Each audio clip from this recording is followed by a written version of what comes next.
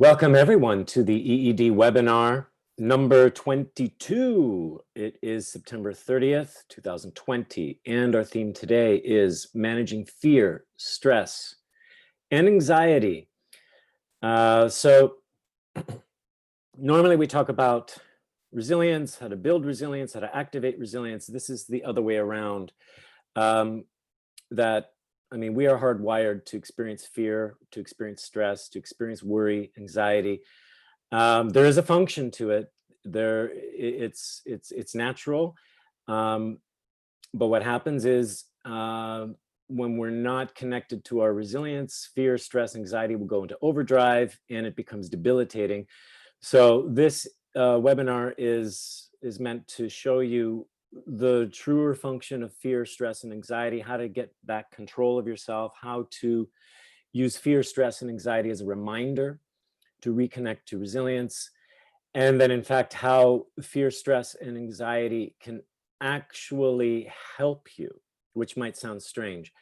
It can help you with your visioning, with your strategizing, and with your actions. So we'll get into that within the hour.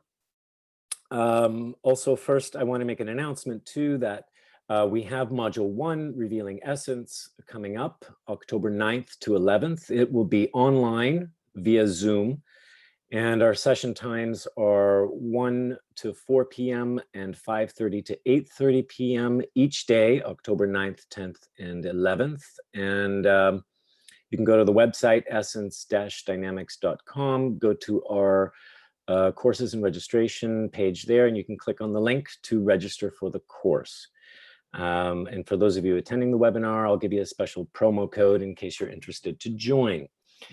And you can save some money on the course fee. So, welcome everyone. And so here's what we're looking at today. I'm going to try and keep this to an hour. I know we could go longer. There's a lot to talk about here.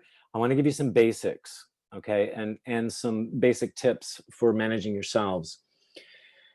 So, as I mentioned, we're going to look at it, give you an overview of how fear, stress, and anxiety function. Now, this might feel or look oversimplified, but I'm doing that on purpose. I don't want to make it complicated. The simpler we can look at it, the simpler we can understand it and understand ourselves and take action quickly when we are gripped by fear, stress, or anxiety. And that is meant to help train us, make us aware of how we can take back creative control of ourselves. And then when we are back in control, when we are back into a state of resilience and autonomy, sovereignty over ourselves, we can then look again at the fear and the stress that we're facing and look into the true benefits that they're offering us, which means these are warning signals, these are information, there's insights, there's lessons to learn from it. Fear, stress, and anxiety are warning signs, they help us grow, they are providers of insight. But if we're not necessarily in a resilient state, they take over and they end up programming our responses. And we're going to get into that in a little bit. So what I'm going to encourage you guys attending live, I'm going to encourage you to jump in with questions and comments as we go along, as we look at the functions of these things. Along the way, we're going to look at some simple ways to restore resilience at a moment's notice. Resilience is always available. It's innate within us. As well as having autonomy or creative control of ourselves. That is always available. The real, let's say, problem that happens is that we disconnect. And so we need to become aware when we disconnect. Again, fear, stress, anxiety is a great signal that we've disconnected. Then we need to reconnect. And I'm showing you ways to reconnect instantly. It doesn't take long. So that when you are facing stressful or chaotic situations and you're starting to feel overcome or overrun by fear, stress, or anxiety, you can take a moment to wake up, restore the resilience, and then return to the situation, and it will feel very different. And then towards the end of the webinar, we're going to look at worry. This is where we replay scenarios again and again and again in our minds, and we go through the same nightmare again and again and again. How can we neutralize that? And then again, take back creative control and begin to program ourselves differently so that what we worry about does not become the final program. It's only an option. And so, yeah, in the second half or towards the end, we're going to look at these obsessive worries and how to neutralize them and how to shift the programming that we're really doing to ourselves. Any comments or questions here so far as I give you that overview of what we're looking at today? Or is it all looking okay for you? You just give me a thumbs up. It's or... okay. From my side. Okay, yeah, great. It's good, thanks. Excellent. And again, just unmute if anything comes up where you have a question or a comment. That's all good. Okay, so let me move on.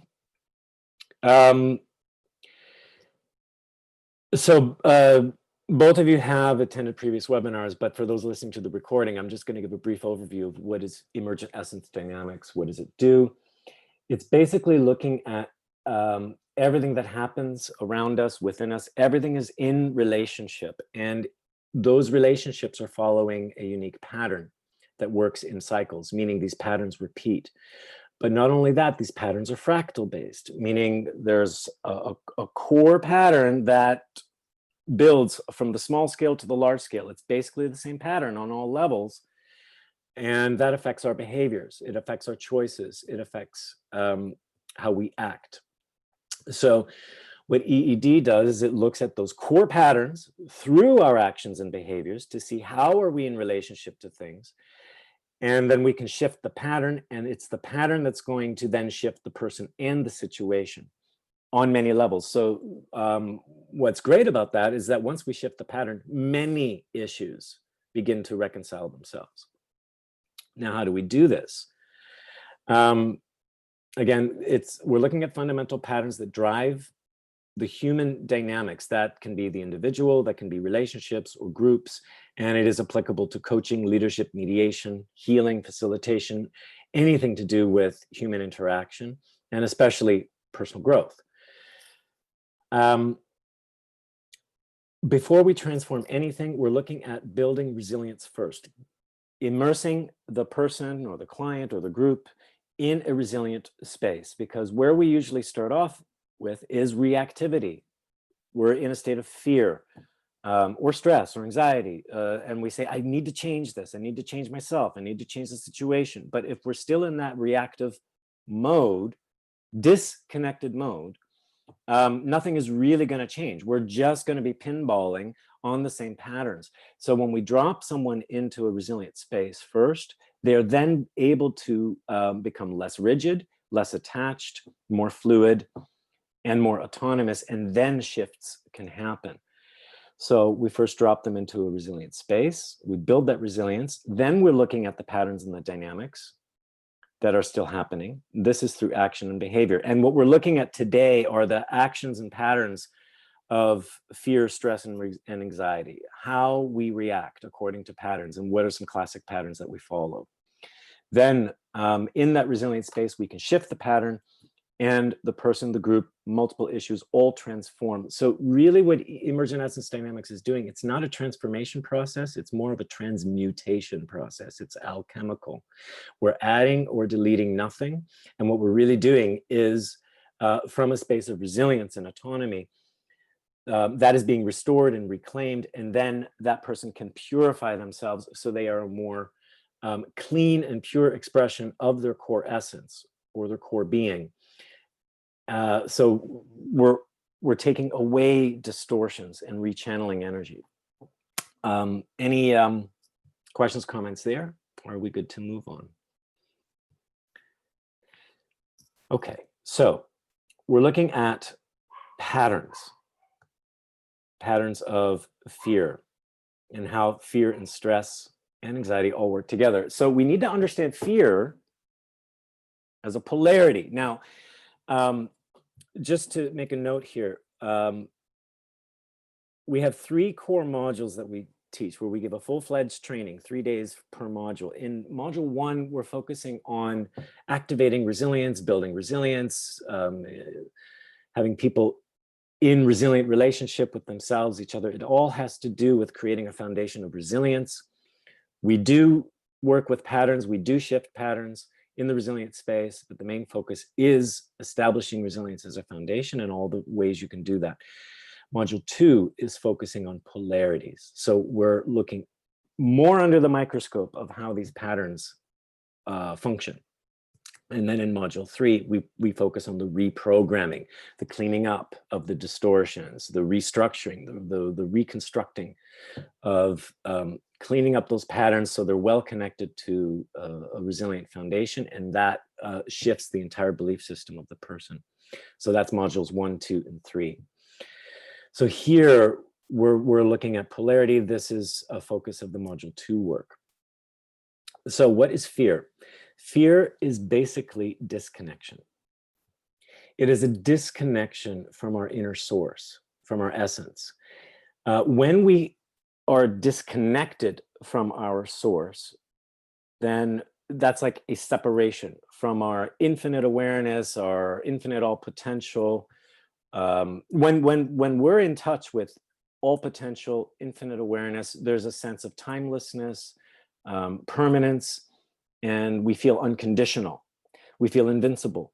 We feel like nothing can destroy me. Therefore, I'm free to create.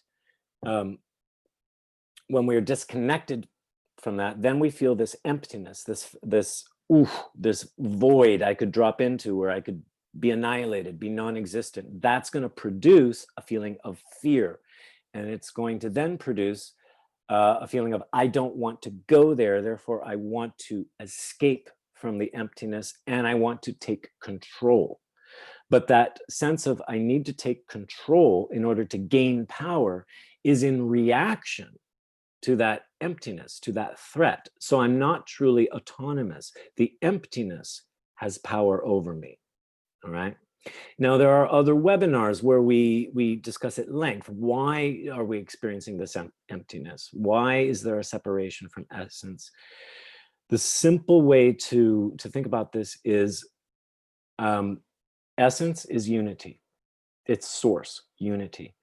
The individual then experiences a separation from the unity. Therefore, we have diversity of all kinds of individuals. Our personality, which clings to that individuality, to say, I am me, I exist, therefore I need to make sure I exist. That's the nature of the personality. It's like a vehicle our essence can travel through in order to express. When the vehicle forgets that when the personality forgets, I am a vehicle for the expression of essence, when it believes I must control everything, it feels that separation. Then it gets on this polarity swing. It's trying to return to essence. It's trying to reunite with the essence. And because essence is basically timeless, it reconciles all paradox. It is all potential. When we're on a, if we think of that as wholeness and something being very circular, when we look at polarity, that's very linear. So if we say have essence is hot and cold and all temperature at the same time, on the level of polarity or linear time, hot and cold will seem to exist in two different places. We've got one extreme, the other extreme, and we need to travel between the two. So what the personality is trying to do, it's trying to be at both places at once in order to imitate essence, hot and cold. So, and it's going to choose one over the other to favor, oh, I need to live in the hot world, therefore cold is bad. I need to get away from cold to get to the hot place. Or it could flip it and say, I need to live in the cold world. That's better. So I need to get away from hot and back to cold. And it's going to keep going back and forth, back and forth. I believe it is webinar number 4, Neutralizing Polarity, that will cover this at length and in detail. So coming back is when we experience emptiness, there is a reaction of fear. I can't be empty. I need to fill myself up in order to feel that I exist and to make sure that I exist. So we're looking for safety and security. So we have four main behaviors. We're going to run from the emptiness, flee it as fast as we can, and we're going to seek safety and fulfillment.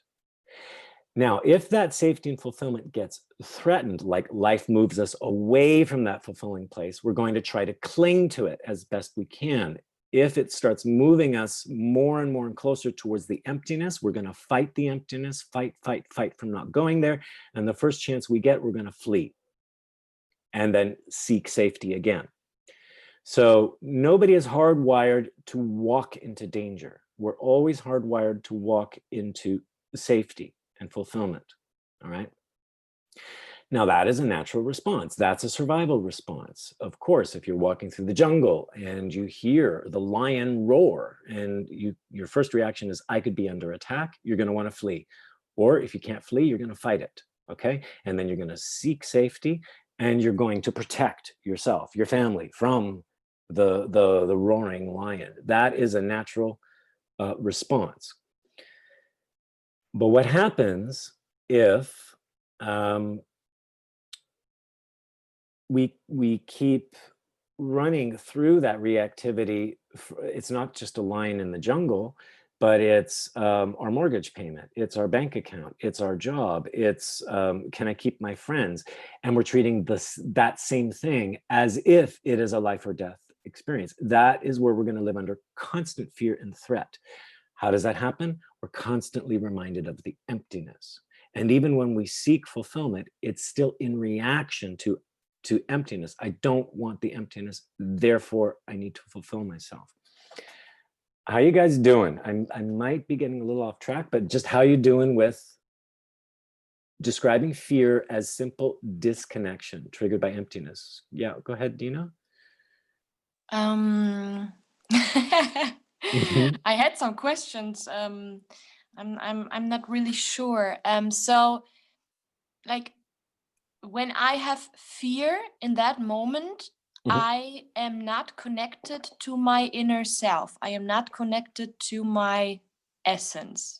Yeah, say inner source or essence, the permanent, timeless, unconditional side of yourself.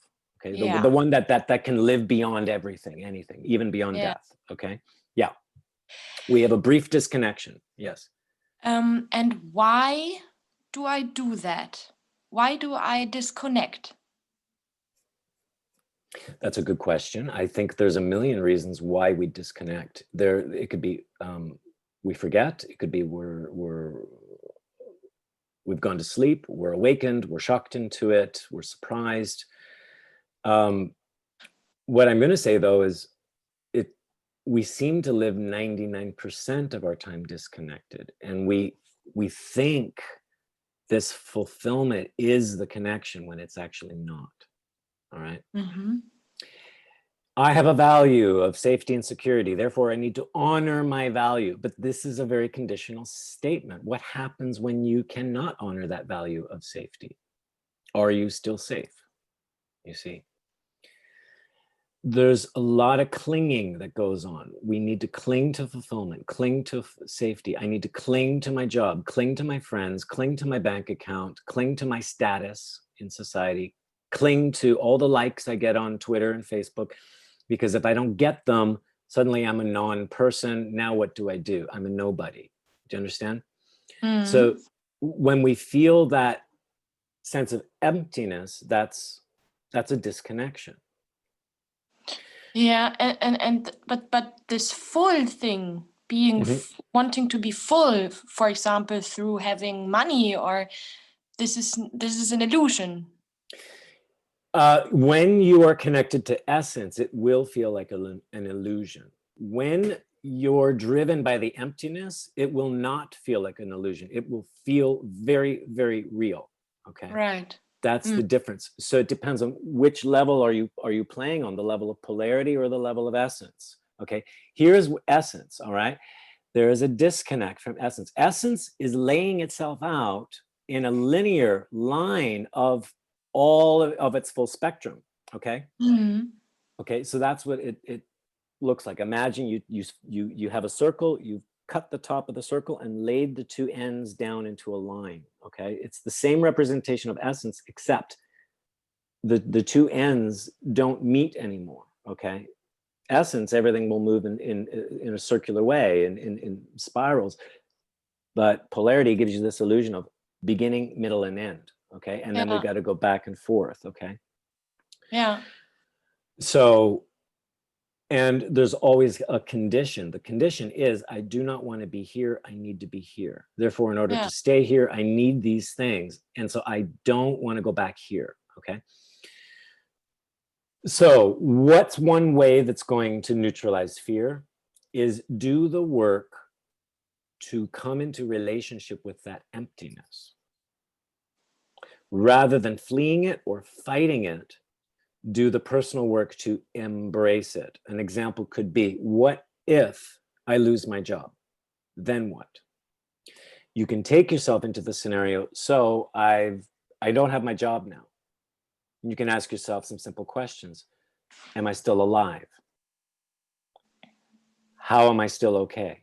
What enables me to still live? That will start to kick in a sense of permanence, timelessness. There is an aspect of me that will live on. What is that will to live? What is that basic core vitality? That's the door into essence and resilience. So then say, so then what would it be like? I might not feel comfortable without a job, but how am I still alive? And then what are my options, right? And what can happen is creativity can kick in, right? But it's not, but be very vigilant with yourself that you're not gonna, do a sneaky escape, okay? And start strategizing to say, well, I'll just go get another job. What's driving me? Is it the emptiness driving me to go seek another job? Or is it because I just can and I will and I want to seek a job? Do you understand the difference? The big difference is I need to. I need to is sets of conditions, and that behind that need is fear. Behind that fear is a disconnection to source, okay? From source, I know I'll survive. It's a knowing.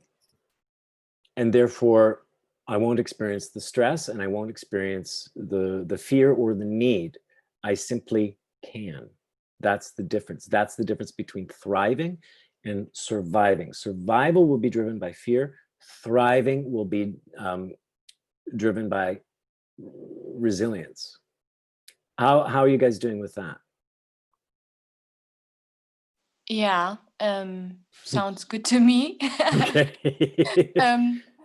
There are some, in German we say Glaubenssätze. I'm translating it, Glaubenssätze. Like belief systems, Yeah, or belief systems, yeah, or yeah. dogmas Yes. Yeah. that I learned from my parents. Yes. But it's some, and I think I'm on a good way to change them, Mm-hmm. or to let them go. Yes. But still on my, they are still there on a very deep core. There is still something in my brain that says, okay, I have to apply for a job because I need money to buy something to eat. Yes. So I can survive. Yes. And going to, okay, I want to apply for a job because my essence, or my core wants to do it because of maybe of a creative reason, or to, I think that change is not so easy. Right. Yeah.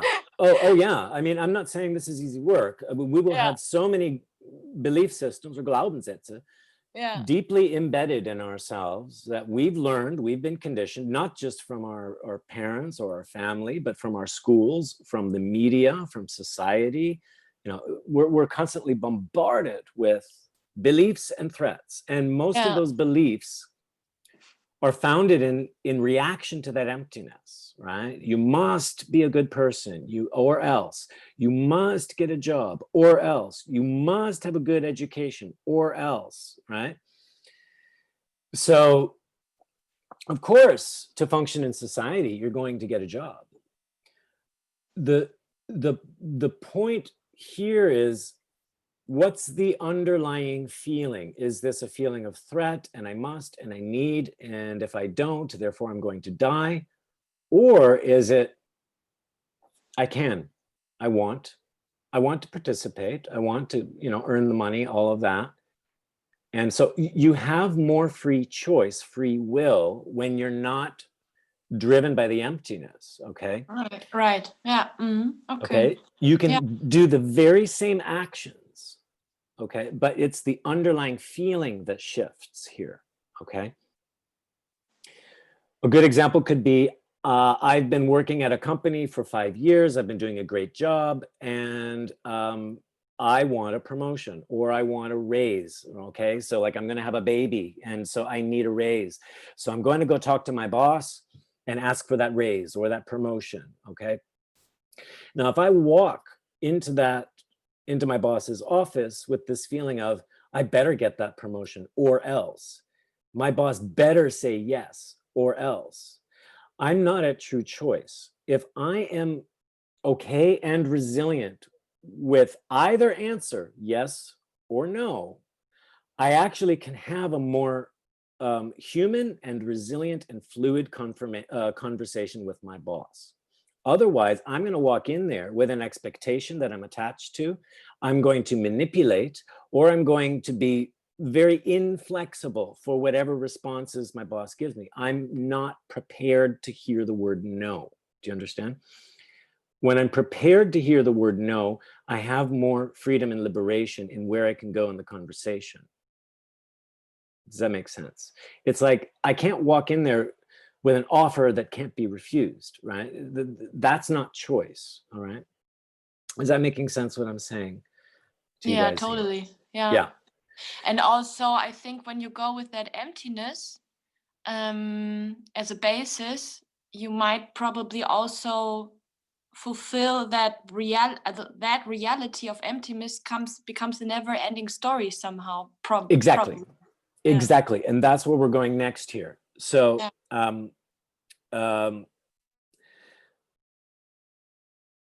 or what I wanted to say before I move on is, okay, what is our greatest fear? What is the ultimate emptiness? Anything come to mind? I think for me, it's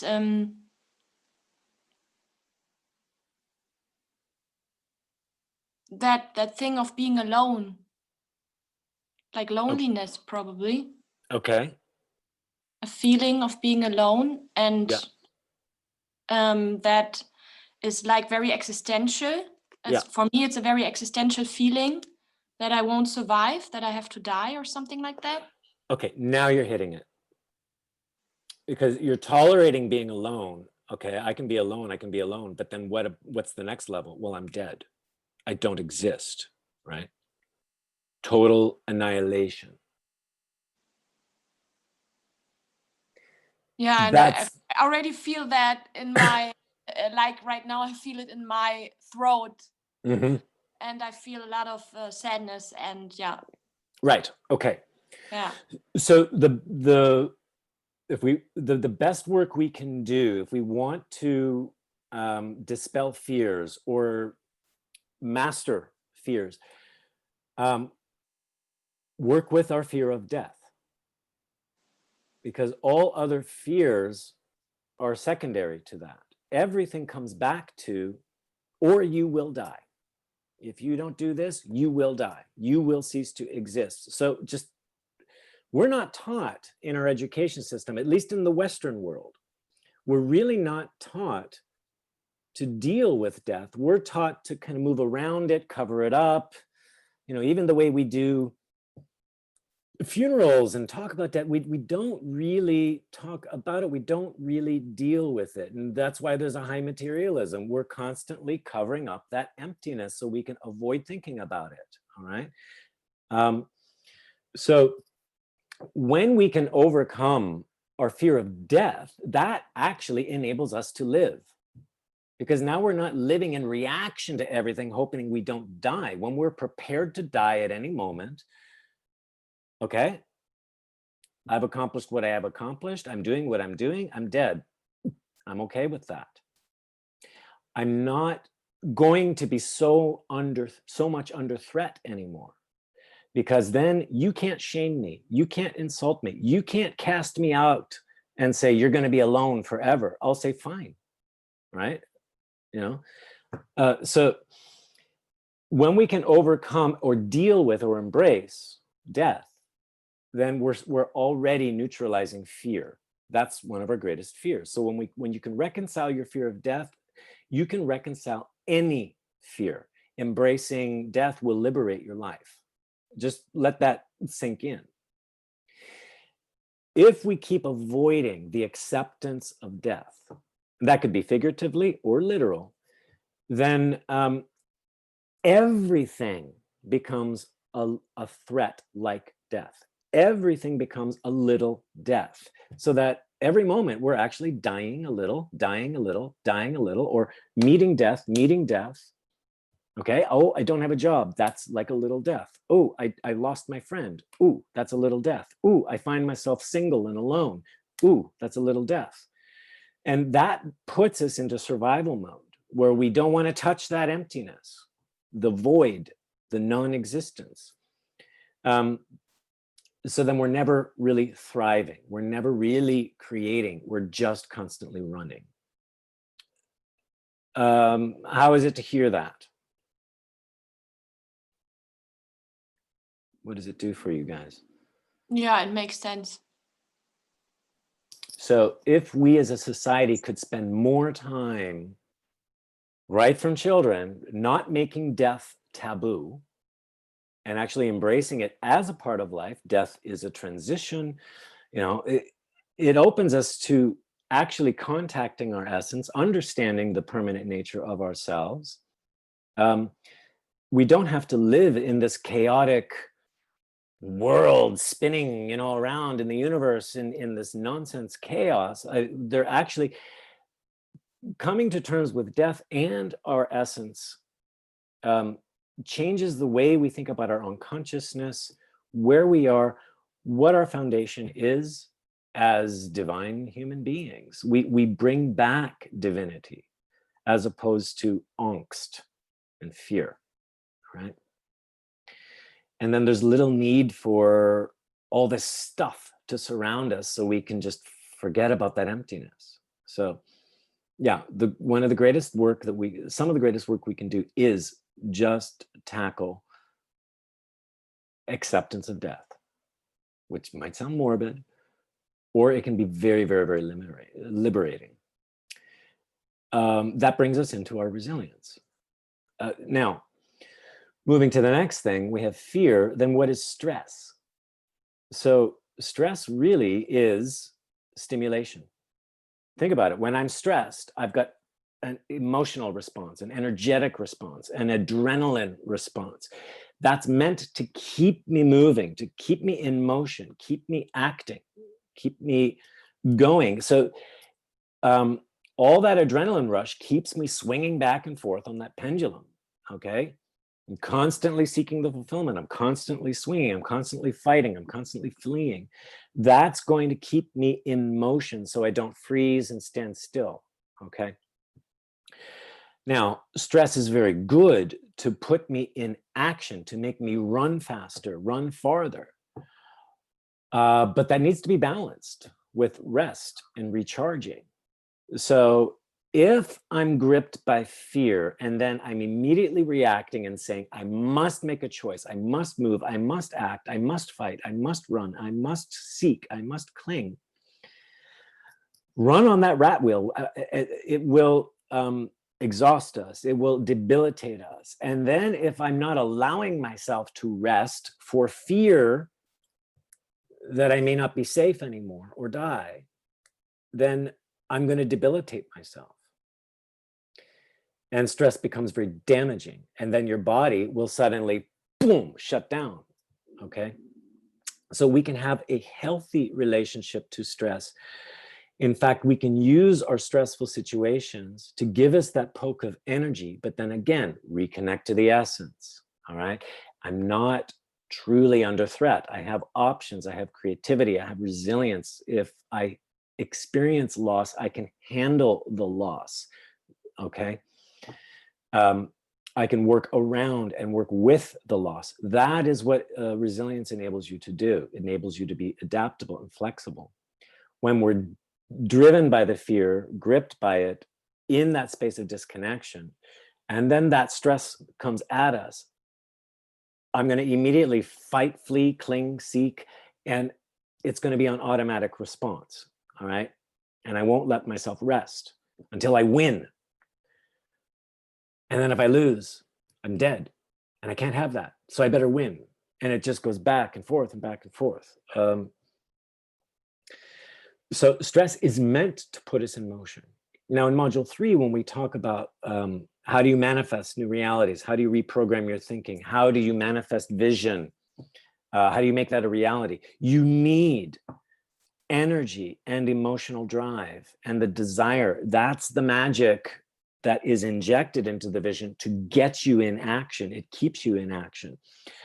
But the difference is you're coming from resilience, that thriving. I can create, therefore I do create. I want to create. This is what I want to create now. And that allows you to have a good balance of use the energy and then recharge the energy, and use the energy and recharge the energy. When you are resilient, you are in a foundation of safety. It is a natural safety. It's not a conditional safety. So you can actually turn your stress around to work for you, knowing that it is energy, and this is your energy.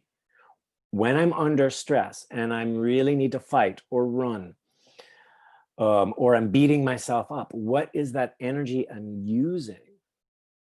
How is that energy a natural strength? What does that energy give me? How does that feed and nurture my own well-being? Now, while we do that, we have to take out the thing that's stressing me out. We have to put that to the side, okay? And just focus on the pure energy itself. That is a way to return to resilience. What's the energy I'm using? And don't look at what's triggering the energy. Don't look at the narrative that's causing the stress. Look at the energy itself within the stress. And that will help you regain some control over the energy that you're experiencing. Any questions or comments there on looking at stress as energy?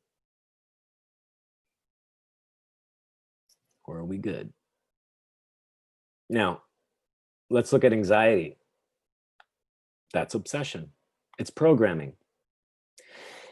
With anxiety, I'm going back and forth and back and forth, fighting in the same way, fleeing from the same thing, seeking the same thing, clinging to the same thing, back and forth, back and forth. It's a repetitive pattern with a programmed response. What's the programmed response? These 4 behaviors, all right? We can add in a 5th one, which is freeze, which would be, here, I'm trying to stop all the movement and pretend nothing is happening. I can be in denial, or I can say this doesn't affect me, or I don't feel, or I don't care, which is going to turn into this isn't happening, I'm not dealing with it. It's another way of fleeing, or procrastination, inaction. But still, it takes a lot of energy to hold myself in place and not swing on that pendulum, because I got the stress trying to push me. I've got the circumstances threatening me. And then I'm going to keep acting and reacting, acting and reacting. Now, if I'm doing that on automatic and I keep replaying the scenario, oh my God, what if my boss says no to the promotion? Then what am I going to do? How am I going to afford my house? How are we going to afford this new baby? Well, he better say yes, but he's probably going to say no. And we go through this again and again and again. There is no win. Because what it's doing is it's throwing us back into the emptiness, and we keep resisting the emptiness. Well, what's an antidote to that? Again, So then what if he says no? What if I can't afford the baby? What if I lose the house? What if my spouse leaves me, right? Deal with it briefly and find the part of you that says, how am I still okay? How am I still here? That already starts to loosen things up. And then we don't go into these automatic programmed responses. We can actually start to shift. I'm going to get into that next is how do we start shifting those obsessive scenarios that we can go through. By the way, can you guys relate to this, where we start obsessing about the nightmare, the worry, going through the same conversation again and again and again and again with really no new result? We always end up in the same place, losing. Yes, definitely. Yeah, okay. Yeah, we might trick ourselves into thinking, well, I'll fight differently, or I'll run somewhere else, or I'll seek something different, right? Or I'll cling to this that I learned yesterday. But it's always going to don't get what I want. And then what am I going to do, right? That's the nature of the anxiety. Okay, what it's doing is it's adding extra energy into the stress, and what it's also doing is it's further disconnecting us. All right, so that's how the three are working together. You've got the initial disconnection, which is our relationship to emptiness. Then you have all the energy that we try to create our own fulfillment or sense of, run from that emptiness or keep in motion so we don't experience the emptiness. And then we start establishing patterns and repeating the patterns and repeating the patterns and repeating the patterns. So all three will feed each other. I have a question. Yeah. That fear of death. Yeah. The fear to die. Do you think it is a basis, the core basis for all our fears, for all our behaviors and patterns that are not that which is not connected to our core, to our true self? I believe it's this way. Death is a fact of life. Okay, we will die. When we can come to terms with that there is a beginning, middle, and end to this life on this earth. When I become okay with that, when I have a resilient relationship with death, when I have an acceptance of it, then that leaves room for me to focus on life, creativity, all right? When I can accept the inevitable, and I know there's going to be a part of you that says, yeah, but I don't want to. I want to live forever, or I can avoid that, or I can fight it. No. That means there's non-acceptance happening. There's a freedom that appears. It's having a resilient relationship with death. That's where you reclaim your own autonomy. There was something else I wanted to touch on there, but it's slipping through my mind. But how is that satisfactory or not satisfactory enough? Yeah, somehow there was one thought that I had was, for example, I don't have a child, but maybe when I think of having a child, and I want my child to be alive. Yeah. Maybe I had a thought that maybe that theory might not. Could not. Okay. You know what I mean? Yes, I think I see where now- you're going now. Now, what I do not want to say, and this is the disclaimer, I can have a resilient relationship with death, but that doesn't mean I roll over and die. Yeah. Okay, I can still fight for my life. I will raise that child, and I will not let that child fall off a cliff. I will not let my child be kidnapped. I will not let my child touch that hot stove. Right?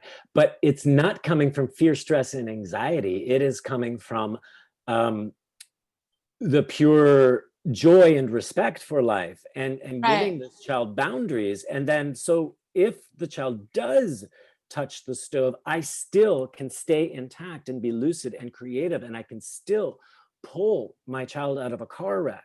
Do you understand? As opposed to collapsing and freaking out, or just saying, oh, well, I guess it was meant to be. No, no, no, no, that's not it. Like I said, we can still make all the same choices and actions. The difference is, what's the underlying feeling? Is this a creative choice or a fearful choice? Yeah. Right? So yeah, we, in other webinars, we talk about, so why would we experience this disconnection in the first place? Well, disconnection and it allows us to find a reason. Essence is basically inertia. It's all potential. It is everything. It's the seed of everything. So therefore, why does it need to become anything? It already is everything. There's no impetus to move, okay? When we have a separation and that becomes polarity, it's almost like, okay, so if we're experiencing total unity, as if we're all made of the same substance, and that substance is a mirror, for example, we can't function as a mirror if the mirror is everything, okay? As soon as the mirror can face itself, now it can function as a mirror, okay? So that means if you had one eternal mirror in all space and time, it needs to shatter in order to function, because it has to look at itself. That's the idea of the separation, all right? Unity shatters into diversity. Now everything can be in rich relationships with each other. That's how essence can start expressing itself. And why would it do that? So it can learn about itself. That's maybe going into deeper mystical esoteric territory, but there's a reason for separation. But the point is, we explained this in another webinar. So if I'm a fragment of that mirror and you're a fragment of the mirror, what we tend to focus on is the shape and the edges of the mirror. Oh, well, I'm this shape and I'm this size, and you're this shape and you're this size. And we forget that we're both made of the same substance. We're both mirror, okay? And therefore, we can work in relationship with each other, learn from each other, and be complementary to each other, as opposed to saying, these little pieces of the mirror are better than these other pieces of the mirror. No, there's a unity in diversity, is what I'm going to say here. Yeah. Reactions or comments there? Okay. There's more in other webinars on that, and I'm trying to remember which one where we talked about that whole. But basically, essence is also inertia. So there's tons of creativity, but nothing to create, because it is everything already. Moving into this duality, this polarity, gives us reasons to create. So that's what we use the fear for. Fear is a signal to say, aha, there's something here that needs to be addressed. There's information. There's a place to go. There's something to create. But before I go and act, now reconnect to essence and look at where am I going here? What is this information? What are my options for creating? Okay. If we try to act from disconnection, we're going to get on the rat wheel and do all the same programmed responses. Okay. So, yeah, go ahead, Benjamin. In here, Troy. Fear, I understand, based on your explanations, fear acts as a health indicator of connectedness to essence. If I'm not connected to essence, fear indicates that. Yes, fear is an indicator.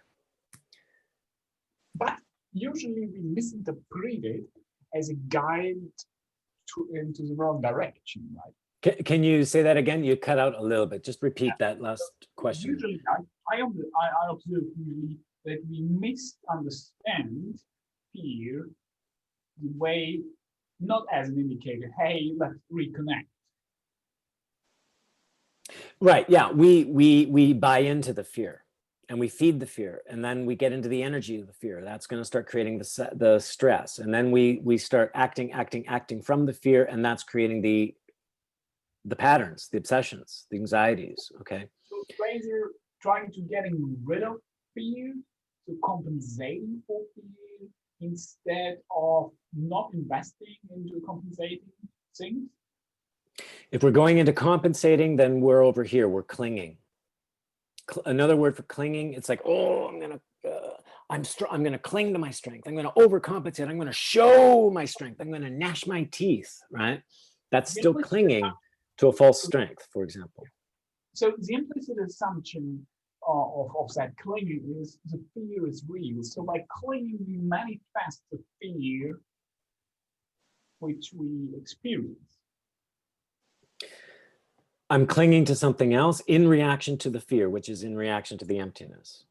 So Right. the fear is still really, really, really present, and I'm not accepting the emptiness. That's the threat, okay? I'm not accepting it. So for example, I'm in the jungle, the lion shows up. Okay, boom, my hair stands up on the back of my neck, and there's a fear like, okay, wow, I could die right now. I have choices. If I take a split second to reconnect to my resilience, I actually can be more nimble, agile with how to deal with the lion.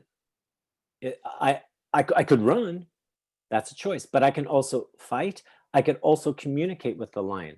You know, whereas if the hair goes in the back of my neck and I just start killing the lion, that might be a stupid choice, right? Or it might run and I run into a whole other pack of lions. If I reconnect to source, to essence, to resilience, I can be more lucid and I'm not running on automatic. Therefore, I actually will make more wise choices, okay? I wake up in the morning and stocks have dropped 20%. Oh my God, and I got to sell now. That's reactive behavior, as opposed to, all right, so everything's gone down 20%. Reconnect to the essence. How am I with that? Don't like it, but I can accept it. I'm not dead yet. Now what are my choices? I will strategize differently because I'm not driven. Do you guys get the difference here?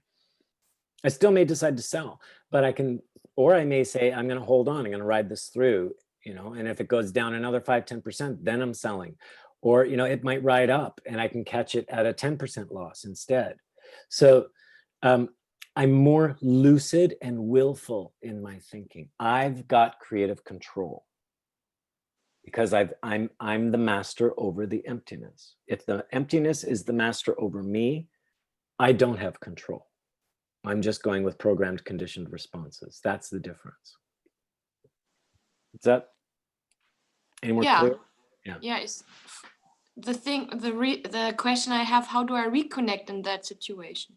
That's where we're going next right now. So there's 3 key questions you can ask yourself when faced with stress or chaos or disruption or anything. The first question is, despite what is happening, despite all of this, how am I still okay? This is a question you'll ask before you take any action, okay? So I wake up, I look at my phone and it says stocks are down 20%. Oh my God. Before acting on anything, ask, all right, so they're down. Despite all that, how am I still okay? That will return you to an energy of, yeah, I'm still here. I'm still alive. All right. It helps get you a little bit, get less attached to the circumstance and more intact with your core vitality, life force, will to live. All right. You could, and pay attention. How am I still okay? Then you can ask, all right, so what enables me to live through this moment right now? What's that energy? What's that life force that enables me to live through this or to tolerate this? Okay, what's keeping me alive here? Because it's not the stock market that's keeping me alive. It's something within me, okay? That will connect you to an energy within. Then you can start focusing on, okay, let me connect to that energy. What is it giving me? How is it a strength? How is it feeding me? How does it feed my well-being? All right, and that starts to relax you. It becomes reassuring and it comes from within yourself. It's not dependent on something external to you. You start to enter how it's unconditional. You can even ask yourself, how is this energy timeless, permanent, unconditional? Okay, and the fear starts to dissipate because when you realize this is what I'm connected to, despite all, I am okay. I am living. That's a very different feeling and mindset. There's a third question that says, what is something nobody can ever take away from me? So fine, you can take away my stock portfolio. You can take away my house. You can take away my family. You can take away my hair. You can gouge my eyes out. You can, but what is something nobody can ever touch or take? It's like they can't reach it because it's like it's made of air or water or something. Think of what is a quality, gift, talent, strength, anything that nobody can ever steal, take away, or touch. And even right now, as we consider that question, what comes up for you? Can be very simple.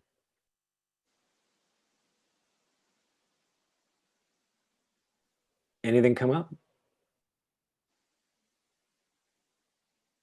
Mm.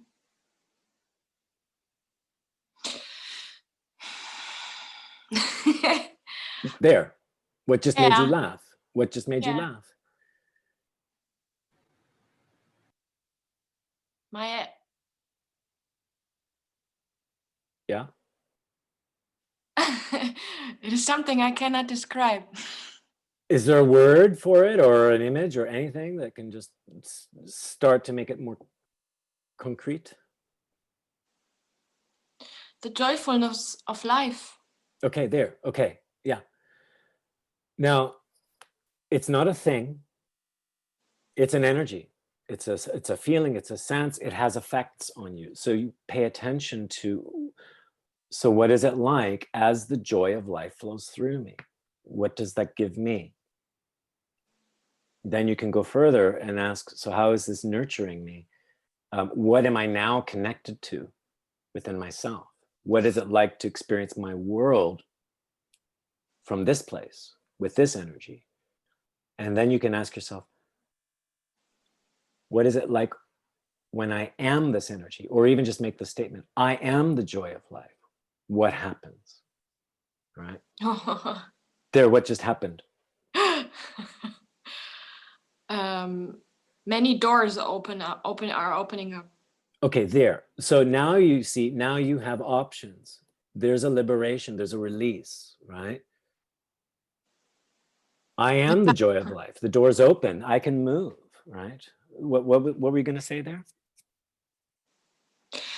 I feel like now it's going right into the joy. I feel it on my chest. It's opening up. The energy is opening up, and I feel like it is multiplying. Yes. And then stay in the enjoyment of that. And you can anchor that within yourself. So where is it located physically, right? You want the physical sensation, the body location or body center, and then what's the quality? And you know, so you've got joy of life, that's the quality. You've got it, you said it in the chest, and then what is the simple sensation of it? Hot, cold, warm, liquidy, electric, fuzzy, you know, yeah, there. A little bit of electric warmth. Yeah. Okay. But that electric thing, but not on a discomfortable thing level. Yeah. Very like, yeah, exciting. Okay. So here you have the joy of life. It feels electric, exciting. And there's your center in the chest. You can go further with that and begin to circulate it throughout your body from a place of simple enjoyment. You don't force it through your body or anything. You allow it to just flow. You can let it flow down into your feet and back to your center. Let it rise up to your head and back to center, and start allowing that full circulation from center to feet to center to head back to center. And simply enjoy it for what it is. Then you can expand it even more by letting it go from the center down to the feet. Let it keep going down into the earth. And then naturally it comes back from the earth into your feet, into your center. And you notice what it brings you from the earth. And add that in. Then you can let it rise from center to head and all the way up and out to the sky, the whole universe. And naturally it comes back in And notice what you receive as it comes back to center. And you can do that a few times. And you've expanded now this whole circulation of essential energy from center to earth, back to center to sky, back to center.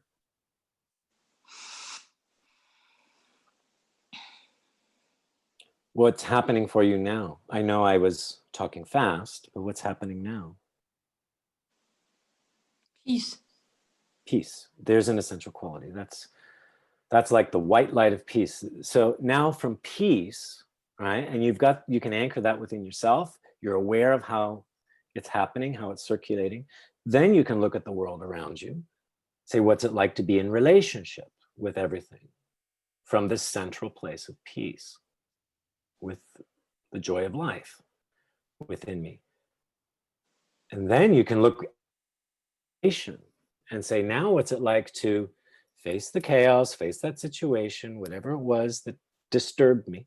Now what's it like to be in relationship with it from a place of peace? So this is what you can try for yourself. It takes a little bit of time at first, but the more you practice it, the more you can get into an instant switch, right? To restore the resilience. And that can be done daily. I'll go for walks daily. When I'm walking, I'll activate that center, I'll circulate that loop, and so that I can practice being in relationship with things. I'm not going to wait for the chaos or the stress to come. I can do that in my quiet moments too, right? So I can have more mastery over what I'm accessing within myself. I especially appreciated this. You mentioned this in one of the last webinars, or was it in the module session? I don't. This we do specifically in module 1. We train this at length, restoring the resilience and activating that energy loop of resilience. Typically, try is not acting what you just mentioned, not building up resilience when you're in chaos or in emergency. Instead, training it in the neutral zone, in everyday life. Get a feel, get a rhythm. So ritualize it, imbibe it sort of. And what I would appreciate going further down that path. So on a walk, how can I train that during the walk? It's just a trivial question which comes up in me right now. It seems trivial, at least to me right now. Maybe obvious. I overlook. But how would I do it? Maybe for the listeners, it's an interesting thing. How would I do it during the walk?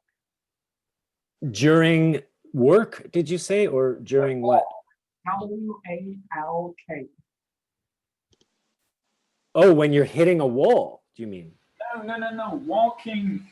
Oh, during a walk. Oh, okay, yeah. Or be it any moment, a pause, lunchtime, whatever. Exactly, yeah. Crossing the street. So how? Then it's a most trivial question, but yeah, that's coming up with me right now. Well, really, the simple answer, Benjamin, is I just do it. Okay, the simple thing is, once I've made the initial discovery, or like Dina has done, I am the joy of life. Okay, or I experience the joy of life. But I am is what hit her. Okay, boom, that's where the doors open. And then she's got the location in the chest, she's got the electric feeling or sensation, and she's got the quality, joy of life. All right. As she circulated it, she found the quality of peace. So there it is. Now, you can sit on a park bench, look around the park. Again, go to that center. I am the joy of life. Allow the energy to start circulating while you're looking around the park. You can get up and walk and move around with your feet, and you've still got that energy going. To be a little bit more specific, I'll imagine that from that center, it goes up my spine to my head, and then back over my front, back through center, and then down the backs of my legs, and then up through the fronts of my legs. So I'm doing a crisscross. That's the movement of chi, by the way. All right, it moves up your spine and then over the front, and then it crosses the axis. So it goes down the backs of the legs, out the heels, and then back up through the toes and the fronts of the legs. And you can try and track that. If that doesn't feel natural to you, then just allow the energy to move on its own, up and down. And I've done this, many times where, and again, it's from simple enjoyment of the energy, not trying to control the energy. You just simply enjoy the sensations. I've literally been able to raise and lower my temperature. It's a cold winter day, I'm feeling cold. I start activating this within a few minutes. I'm feeling all toasty warm with that energy. Okay, I've done that many times. So just contrast this to a conditional state of fearfulness. It would be just the opposite. If a fear has such an effect, you can just inverse it with the joy of life, as you described. Maybe there you go. life. Yeah, this thing in front of me scares me. I remember joy of life. Now I look at that thing. That thing becomes a partner to me. There's something it's going to give me, tell me, or teach me. It's going to activate a strength within me now. So I don't have to fear it. I use it as a teacher, so to speak. Or as a key. Or as a key to releasing or unlocking something new within myself, okay? Yeah. As opposed to, oh my God, I'm going to die, I'm going to collapse, I'm going to hit my demise. Now I'm fearful, okay? The very same circumstance can actually have me find something new within myself, to rise up, to face it head on, to work with it, co-create with it, okay? Our obstacles are actually our teachers. They're there to teach us something. We look at it like an enemy, like it's not going my way, right? It's blocking me. Well, that's when we're in fearful control. When we let go of that, we understand that we flow through life. Everything has a purpose, all right? Now I can see the obstacle as saying, yeah, I may not like it, but I accept that it's there. And I'm going to get fascinated with, what is this offering me? Because if that obstacle wasn't there, I would have never thought of, say, the new creative idea. I would have never realized there's something within me that I can use to deal with the obstacle. Do you understand? Obstacles are activators, you know? What I feel here, Troy, is just the image of a stone in the water, right? A rock in the water. So that's right. If the water just tried, as we humans do, to go through that rock directly, the movement is halt, meaning that the energy flow. So now I'm coming back to the analogy of I'm perceiving the energy flow through my body with that ache you showed, right? Yeah. So that's a flow I'm focusing my perception on. Compared to the state of fearfulness, that's inertia and paralysis, isn't it? Well, So, yeah. When you're in a resilient state, you are just like water. You flow. So does water get discouraged, upset when there's a rock in the middle of the river? No, it just flows around the rock. It flows over the rock. And the water can even seep into the little cracks in the rock. Water can break a rock in half over time by seeping through the cracks and flowing through the cracks. So no, there is no such thing as an obstacle, but the rock helps determine the direction of the water. The water then is given, you know, it flows. It's not necessarily an obstruction. It becomes part of the flow. So it's a state of flow to attain on an energetic level within our body. Yeah. Okay. Okay, I wanted to briefly look at the worry and obsession. Let's say I'll only go like another 15 minutes because we're already over time, but this relates, and it's really just when we look at worry, it is just a repeating pattern with the same ending. Okay, it's like despite the variations, it's like a choose your own adventure, but there's always the same beginning, the same end. and everything in between can look and feel a bit different, but it's always the end. And that's why we keep repeating it, because I don't want that ending. So I'm going to try it a different way, but I'm still getting that ending and I don't want it that way. And so that's why we worry again and again and again. Now, when we go through that worry scenario or the nightmare scenario with emotional investment, okay, oh, this is making me sick to my stomach. Oh, I'm getting angry. We're embedding our programmed responses. Oh, when he says that, I'll just fight back. And, oh, that makes me so mad.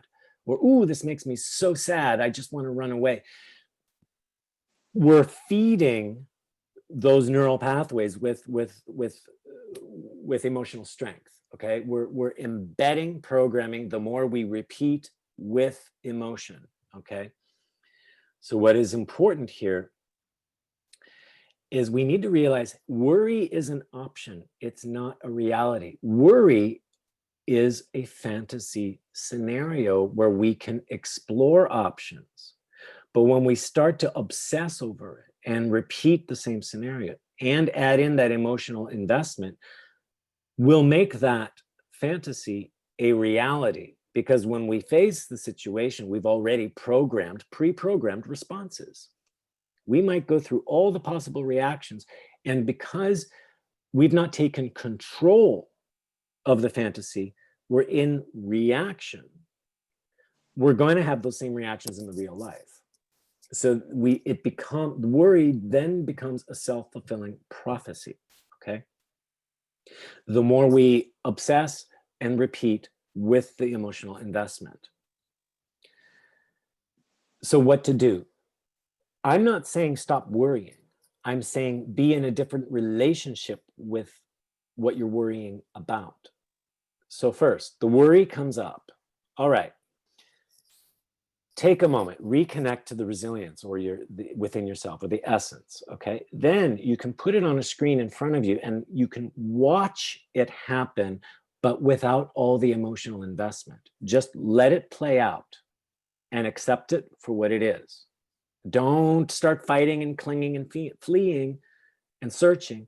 Just let it play out, okay? So I'll watch my boss say no to the promotion and I'll just, what's he saying? What's he doing? Because what you're looking for is, what's the insight here? What's the lesson to pay attention to, okay?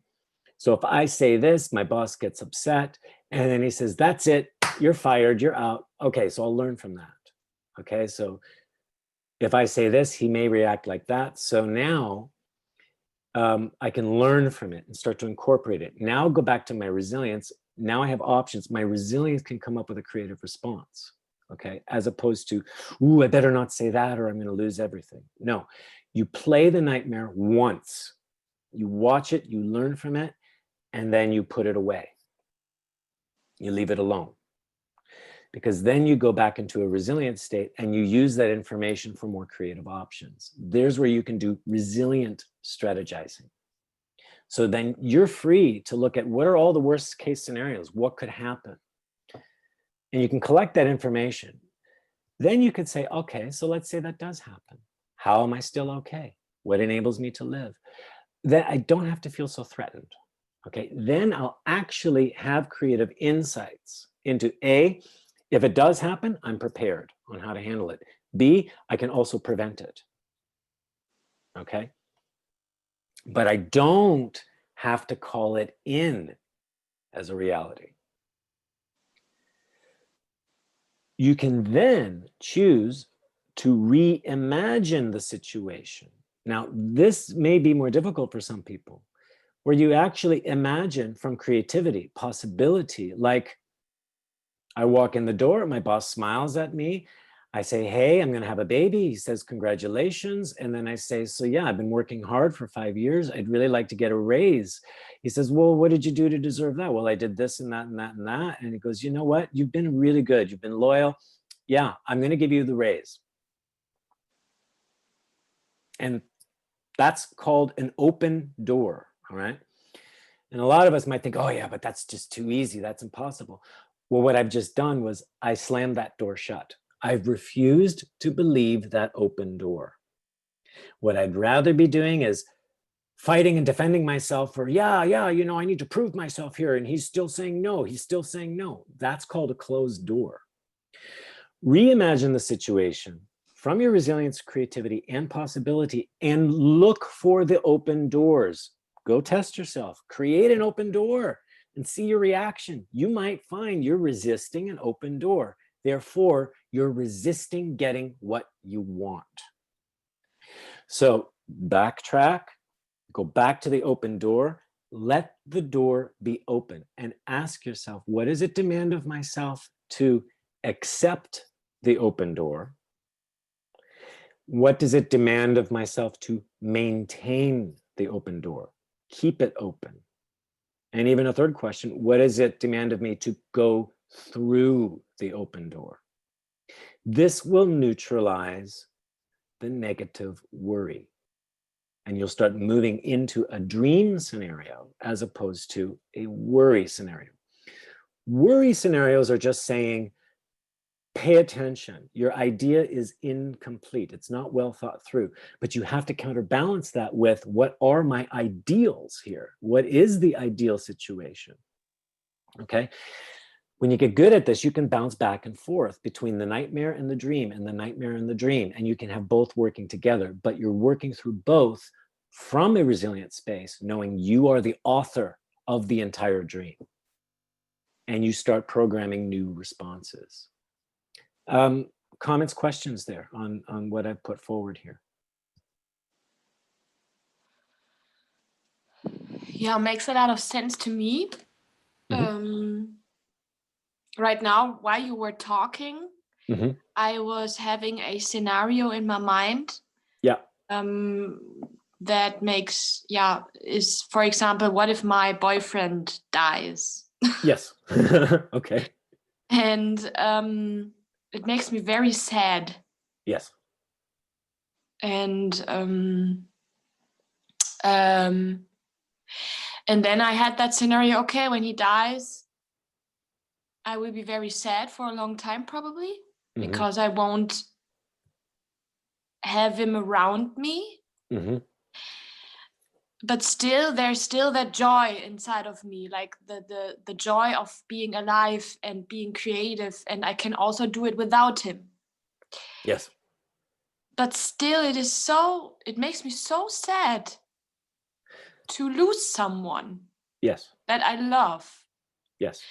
And I do not want to feel that. There you go. There's that little trap, that little wall. Okay. When you can go through that gap, like you've been entertaining the thought, what if I lose my boyfriend? What if he dies? I know I feel sad. Now, before pushing the sadness away, give yourself the opportunity to experience the full sadness, the grief. You can sit there in your room and you can cry your eyes out, grieving over the death of your boyfriend, because you're doing it now. You're experiencing the grief now. That's going to change how you behave when something like that actually happens. You'll have a very different relationship. And my guess is you'll bring more joy into it, all right? And more love into it, as opposed to, I don't want to lose myself, because it's no longer about him, right? Yeah. Do you understand? So it's a healthy thing to, from resilience, go through these dream scenarios. I can grieve the death of my parents. I can grieve, the loss of my career. Our brain will see no difference between what's physically happening in reality to what I'm creating in my head as a reality. I'm still going to have all the same reactions. So I can engage with it now, learn from it. That's actually a better preparation, because I'm accepting that. So it doesn't have to be so shocking and surprising. Do you understand? Yeah, I understand. Okay. That's why we would do it. It's not to torture ourselves. All right. And then it's good signals. Okay. So there's an aspect of emptiness I really don't want to deal with. There's an aspect of emptiness I can deal with. Right. And that's, again, our personal growth. So just a word on dealing with that emptiness, or let's say, okay, death of my boyfriend. The initial reaction, sadness. So you can recognize that, allow the sadness to be there. You can get to know it. You don't indulge in it, but you allow yourself that experience, briefly connect to it, connect again, get to know it for what it is. Then, you can feel where that sadness is within yourself. Maybe have a good cry, but you just welcome it. Then you can say, all right, so I'm getting to know that sadness now. Now let me just peel that for a moment. You're not ripping it off. You're not throwing it away. It's like opening a box, opening the lid of a box. I'll peel that sadness. And now what do I discover? What's underneath? Yeah. Now maybe there's a layer of anger, and you can experience that anger briefly. And then this is what we teach in module 2, this peeling process. You connect, peel, discover, accepting and welcoming every reaction you have towards that emptiness or against that emptiness, okay? Until really there's nothing left to peel. It's like peeling an onion, and there's layer after layer after layer. And the key is just briefly connect, so you get to know it. You don't process it. You don't try to say, why is it there or anything. You just say, it is what it is. And then you lift it or peel it or drain it or, or dissolve it, any way to peel the layer. And then you discover now what's underneath here. And you'll eventually drop into a state of essence of peace or calm. And there's no place to go, nothing to do, nothing to be. It's just a state of peace and calm. And then there really is no electric, fearful, stressful charge anymore to whatever you were trying to deal with. It's a gradual acceptance. That peeling process is a way to build resilience with each layer you connect to. You don't rush it. You just let it be very natural. And again, it's like just dealing head on with the scenario from a resilient place, from a place of acceptance. Acceptance is the core basis of resilience. So those are exercises we can do with ourselves as well. Take something we normally resist, become in direct relationship with it. Notice our first reaction, let the reaction be there, get to know it, peel it, and discover the next thing. And just do that again and again and again. You can do that for a few minutes. And already it builds your resilience and courage. Yeah, go ahead. Am I understanding you correctly, Troy? Connecting is the process of acceptance of what is there, working from what is there, accepting it. That's right. And then it disappears as a wrapping, and it peels itself off, uncovering the underlying next wrap. And I repeat that over and over. Yes. Yeah, and maybe it naturally dissolves, maybe it naturally disappears, or you connect with it enough to get to know it. Don't overindulge in it, but just, okay, so now I know the sadness. Now I get the sadness. I got the feeling of it. Now I can, as if it has texture or substance, I can take that sadness and I can lift that to the side. I'm not detaching it. I'm just simply lifting it. And now, okay, now when I peel the sadness, now what's here? And I discover what that is. I've let the sadness go. Now I'm with the next layer. All right. Yeah, it's acceptance layer by layer by layer by layer. And so what happens is I'm accepting circumstance. I'm accepting myself. I'm accepting reactions. And with each layer of acceptance, there is a layer of resilience that I'm building. So acceptance is enabling the state of flow, while not accepting what is there is inertia and halting the flow. Yeah, it interrupts the flow. It puts us back on that polarity of disconnection, right? Where now I'm fighting, fleeing, clinging, or seeking, right? Instead of just being in relationship with the thing. I'm trying to manipulate my way out of it, right? So it's rather accepting is a state of formlessness, while non-acceptance is clinging to a specific form which is not anymore adapted to the conditions which changed. Yeah, another way to look at it is non-acceptance is resistance. Acceptance is flow and resilience. It takes resilience to accept. It takes resistance to not accept, okay? Same energy, but it flows differently. And when I'm saying acceptance, and we've talked about this in other webinars as well, that doesn't mean I have to like what's there. Acceptance does not mean like it. It just means it is what it is. I see a red feather. I don't like red. I don't like feathers. They scare me, but it is what it is. There's a red feather. Let it be red. I'm not thinking, oh, I wish it were blue. I wish it were bigger, smaller, or furrier, or less feather-like. No, it's a red feather. How am I okay here? Then it can open my fascination and I can get into a relationship with it.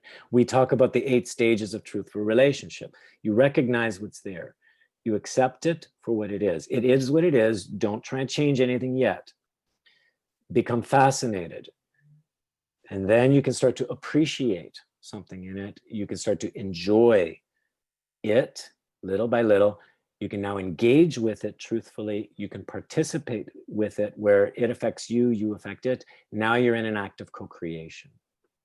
So then it's, and I say it's co-creation because you're creating from acceptance of what it is, and you're also able to accept that it influences you just as much as you influence it.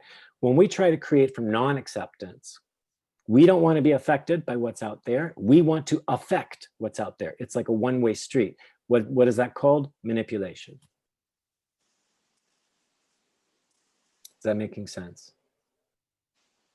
Yeah. Yes.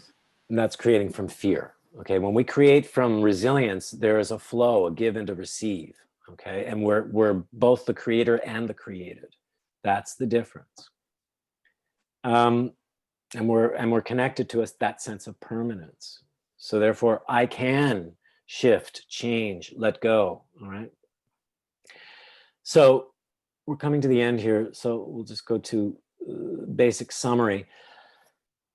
And also, I'd love to hear what you guys are taking away from everything here. So just to remember that fear is a reminder to reconnect to source. That is it.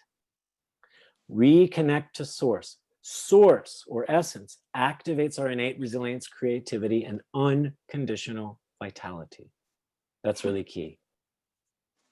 So fear is not a threat, it's a reminder. Reconnect to your essence, source. Now you're in touch with your resilience, creativity, and unconditional vitality. And that is innate. It's always there. It never goes away. Stress is a stimulus. It's stimulation. It's activating our emotions and adrenaline to keep us moving, to keep us in motion, to keep us in action. So reconnect to resilience and remember to recharge. Remember, when you're in a resilient space, you can move and you can recharge. Again, resilience, or that vertical energy loop, you know, it's a give and receive. All right, I can let go, I can take on, I can give, I can receive. That helps balance energy. Okay, then you can do an outward horizontal loop of, all right, all this energy within, I can give it, and then I receive back. So when I'm in relationship to the world or people, it's a constant flow of energy of give and receive. So stress tends to either make us hoard and contain energy, or give energy, and we forget to take back. Stress is what takes the energy out of balance. Remember, and a give and receive of energy. Anxiety is programming. That's all it simply is. It's replaying the same core belief through a narrative. That narrative may have lots of variations, but it's all coming back to the same core belief. So when you play through any of those worry scenarios, pay attention to the belief that it's revealing to you and learn the lesson that it's awakening in you. Play it like a movie. and detach emotionally. Just watch the movie. Okay, what's it trying to awaken in me? What's the lesson here? Remember that you always have a choice in how you conduct yourself. You're not driven by your patterns. We determine our reality. We determine our patterns, but we need to learn from them first. So I can sit there and worry all day about how's my meeting going to go tomorrow. When I'm in that dream state, I need to remember, wait a minute, I can control how this goes. So why would I dream up the worst where I'm the loser here? Always. Why not dream up where I'm the winner? What can I learn from that? And then I can dream up, okay, I'm the loser, and what can I learn from that? And now I have actually more freedom of choice, and I can now determine my reality because I've dealt with the obstacles beforehand without collapsing and crumbling. So you always have a choice. Remember these three key questions for whatever you're doing. How am I still okay? So despite all, how am I still okay? And notice what sparks up. What enables me to keep living through this moment? What's keeping me alive here? I'm not crumbling yet. How am I still alive? What enables me to live? Okay. And what is something nobody can ever take away? Especially when you're dealing with, I might lose this, I might lose that, I might lose that. Well, okay. And what is something nobody can ever take away? That's a rock, a foundation. That, again, is an entry into your permanence. When we're gripped by fear, stress, anxiety, if we focus on the narrative, the story, the circumstance that's unfolding, when we focus on the narrative that that fear, stress, or anxiety is attached to, that becomes debilitating. We lose energy and it weakens us. And we get weakened and more weakened and more weakened by the story or the narrative or the circumstance. When fear, stress, or anxiety is activated, focus on the energy that is activated within you. Whether that's sadness or anger or the need to fight or the need to run, that's an energy.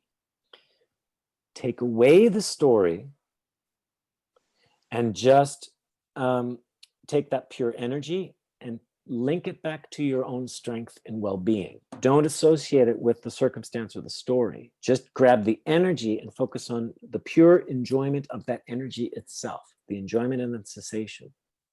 Tie it back to a strength, link it to your well-being. Now you've got a resilient energy that you can circulate within yourself. That's how you can use fear, stress, anxiety as a trigger to open the door to resilience.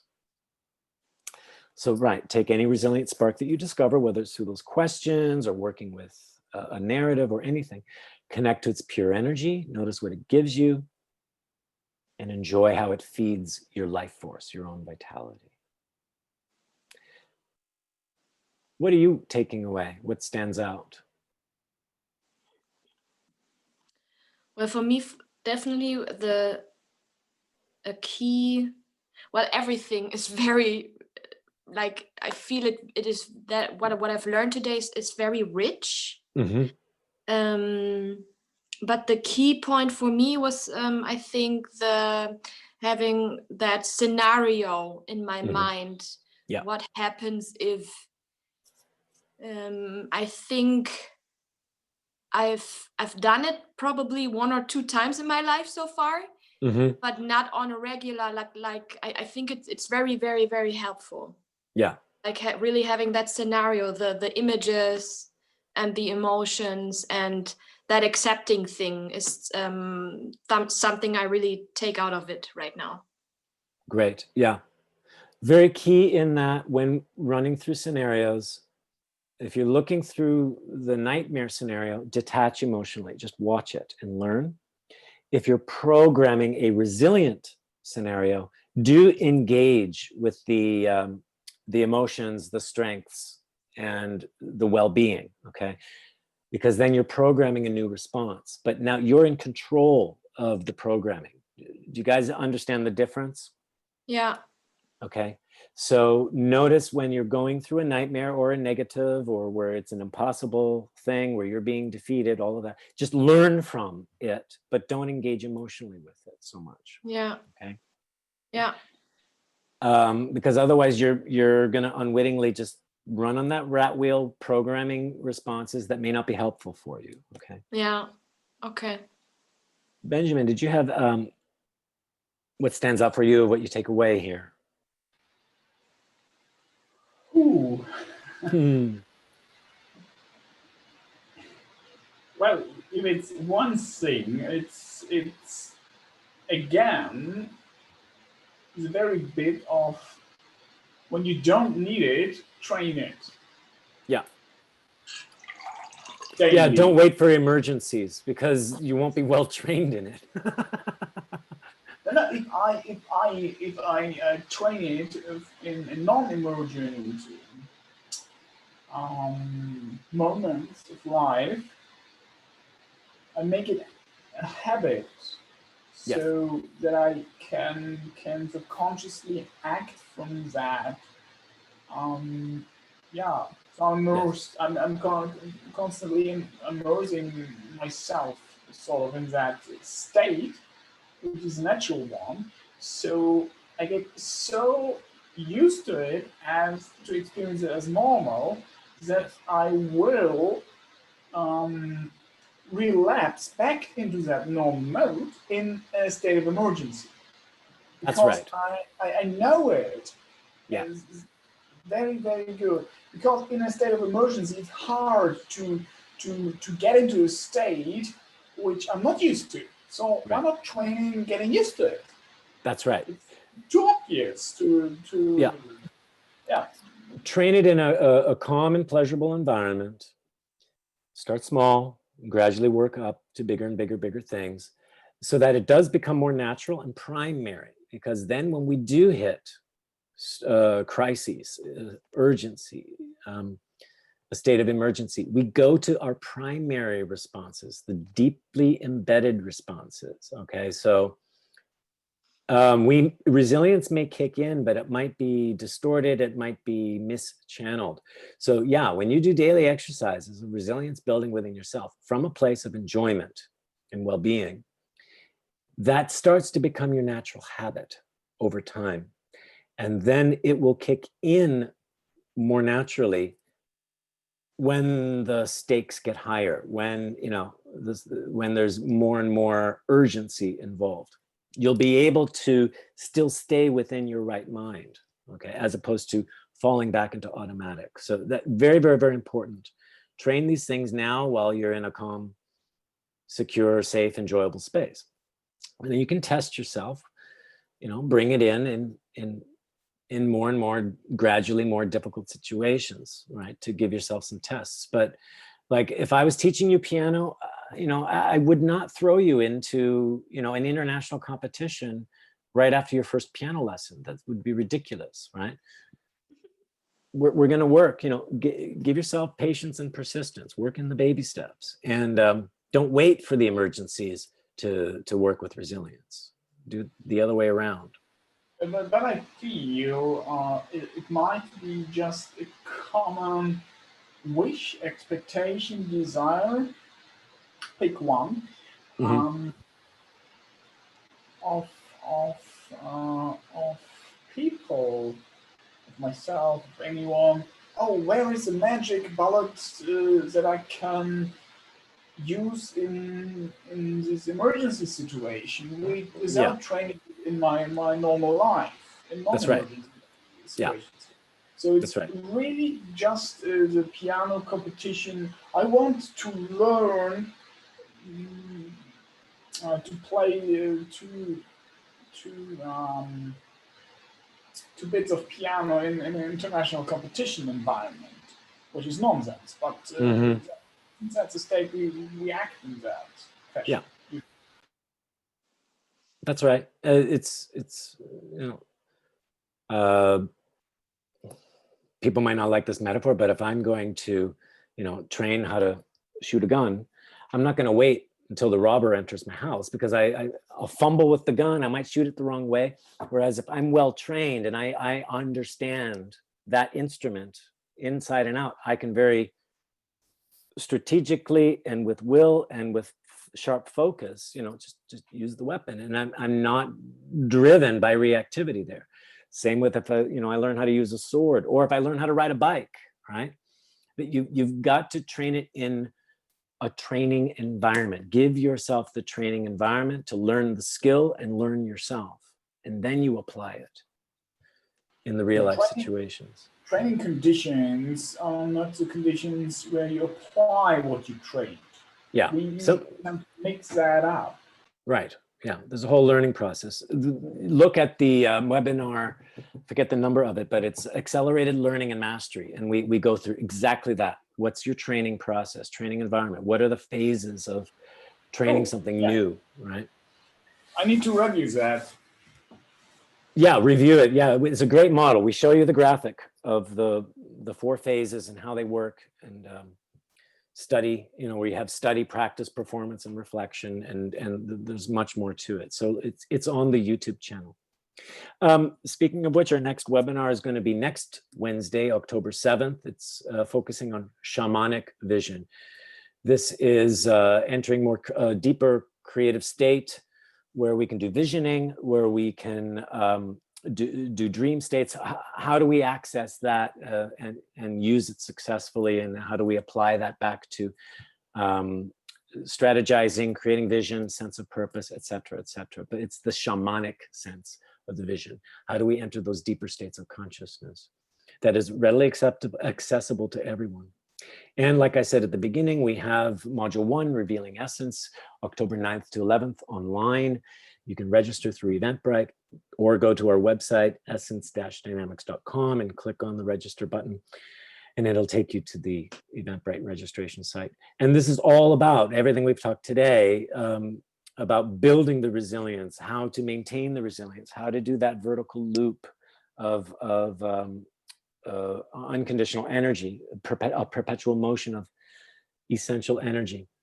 It's module 2 where we're going to work more specifically with polarities, but you need the foundation of building resilience, and that's what the whole module 1 focus is.